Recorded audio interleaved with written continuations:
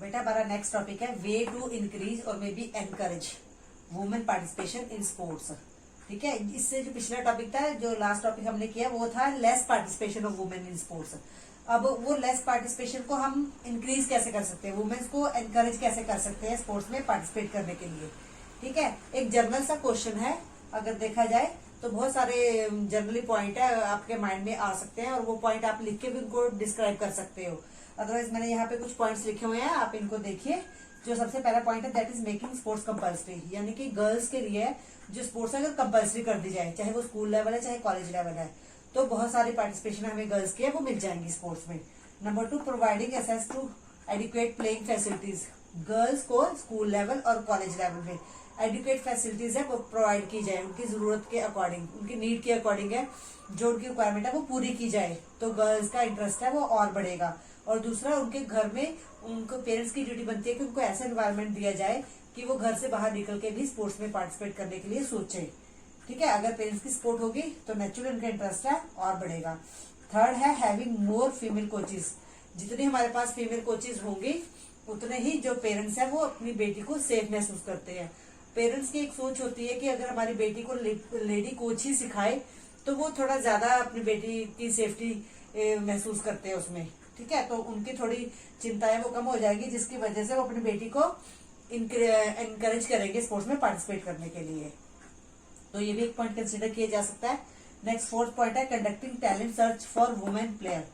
Talent search यानी कि जैसे फॉर एग्जांपल आजकल आप टीवी शोज में देख रहे हो, डांस बच्चे अच्छे अच्छे बच्चे सिलेक्ट करने के लिए बहुत सारे शोज है चलाए हुए हैं। इसी तरह से अगर गवर्नमेंट की तरफ से कुछ ऐसे कुछ स्कीम चलाई जाए, टैलेंट सर्च प्रोग्राम्स है वो चलाए जाए, जिससे कि जो हमें अच्छी वुमेन प्लेयर्स है वो अच्छे अच्छे लेवल तक है देखने के लिए मिल सके।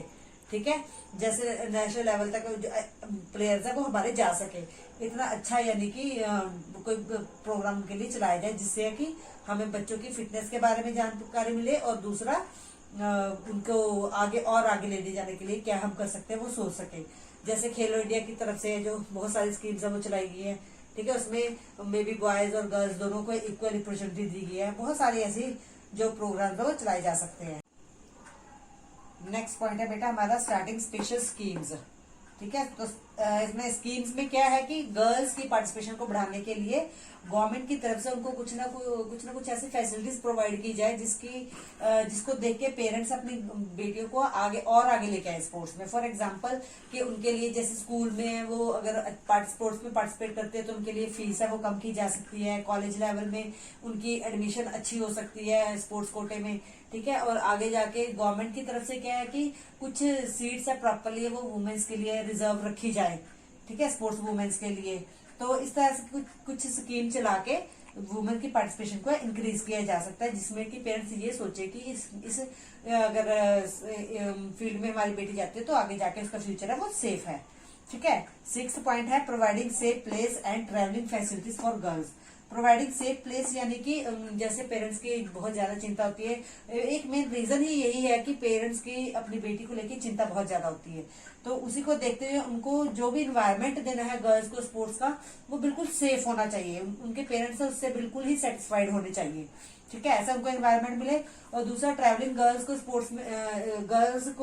स्पोर्ट्स में बहुत सारा ट्रैवल करना पड़ता है जब नेशनल लेवल में पार्टिसिपेट करते हैं, इंटरनेशनल लेवल में पार्टिसिपेट करती है, तो उनकी जो ट्रैवलिंग फैसिलिटी है वो पूरी तरह से सेफ हो उनके लिए। ठीक है, तो उसके हिसाब से क्या है कि पेरेंट्स है बिल्कुल अपनी बेटियों को आगे भेजेंगे स्पोर्ट्स में। और last one topic is bringing elite women athletes in limelight. कहने का मतलब है कि जो वुमेन्स इस टाइम में एक अच्छा मुकाम हासिल कर चुकी हैं, एक फेमस पर्सनैलिटी बन चुकी हैं, अगर उनको आगे लेके आया जाए, ठीक है, मीडिया द्वारा उनको आगे रिप्रेजेंट किया जाए, जो कि एक अच्छी रोल ऑफ मॉडल है, आगे आने वाली जनरेशन के लिए बन सकती है, उनके बारे में बताया जाए, उनकी लाइफ के बारे में बताया जाए, उनकी सक्सेस के बारे में बताया जाए।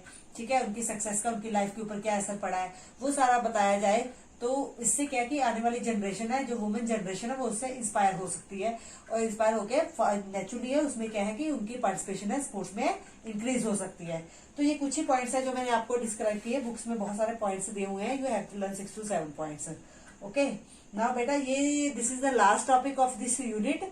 इसके आगे भी आपकी बुक में टॉपिक्स है, लेकिन रिसेंटली वो एनसीईआरटी की तरफ से वो डिलीट कर दी गई। जो नेक्स्ट 2 टॉपिक्स है वो डिलीटेड है आपके इस चैप्टर में से। ठीक है, आपने ये चैप्टर यही तक, इसी टॉपिक तक है वो करना है। ओके, तो आपने अच्छी तरह से इस चैप्टर को रिवाइज करना है और प्रॉपरली इसके क्वेश्चन आंसर्स आपने लर्न करने हैं।